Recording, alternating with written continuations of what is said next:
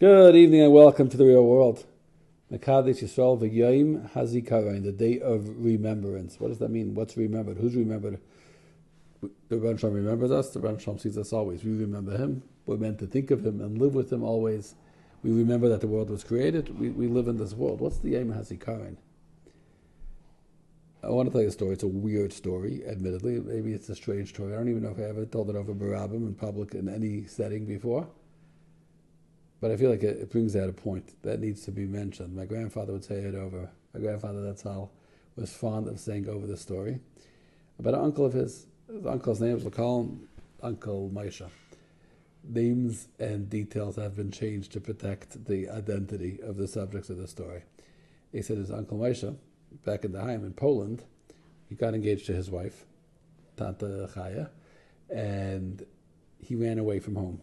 When they told him who was Kala, they showed him the Kala, he escaped because he found it so unattractive. He found it so hard to look at her that he couldn't imagine being married to her, so he beat it.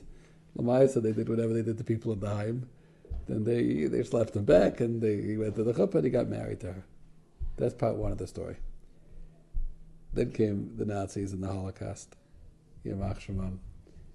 And people were killed. My grandfather got out, one of the last to get out, and he was in Tel Aviv with his family. And his father would get the newspaper every single day. I forget the name, maybe like the Herald Tribune, that type of name.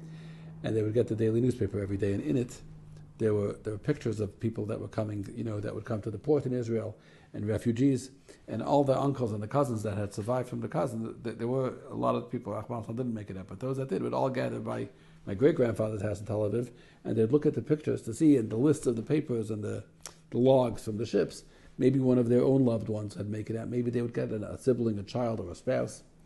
And his uncle, my grandfather's cousin over there, his Uncle Maisha, was missing his wife very, very much. And he kept checking. Maybe Chaya's out. Maybe Chaya's out. He had heard she survived. My grandfather said one day there was a big picture in the newspaper of like a movies was starting there that was playing in Tel Aviv. And the actress, I think the name was, I may be getting it wrong, I think the name was Betty Grable. I never checked it up. But she was the actress who was playing. So there's a big picture of this actress in the paper. And he says his uncle came, they opened the paper, and he sees this picture, he says, Chaya, that's my wife. That's the story my grandfather would say. And it was an amusing story, a person who found his kala so unsightly that he ran away from home to sing a movie actress and saying, that's my wife. What's the aimek, what's the depth of the story? He found her unattractive because he didn't know her. And then he married her, and they had a relationship. And they had children together, and they had a life together. And he thought he lost her. And the dimensions of a person change according to the situation and the relationship. And a person who, by a certain external gauge, might be considered unattractive is suddenly very attractive. And the opposite is true also. People who are considered attractive can quickly become very unattractive.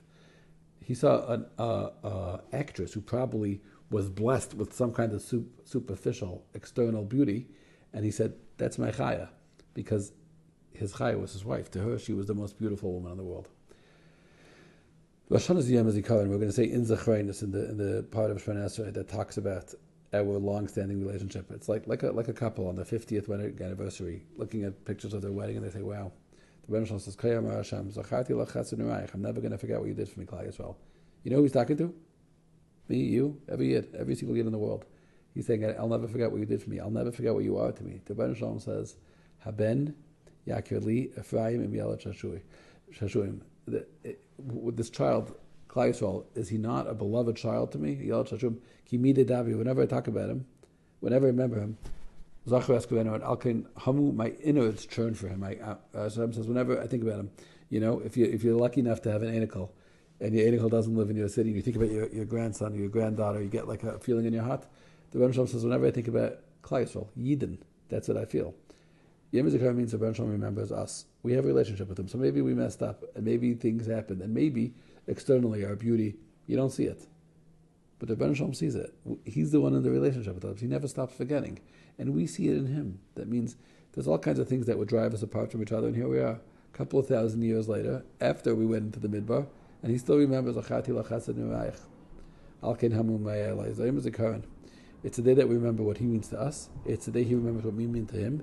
And it's the day that we remember who we are ourselves. We learn from how he looks at us, how we should look at ourselves, what it means to be a Yid. A good gebencht Jahr.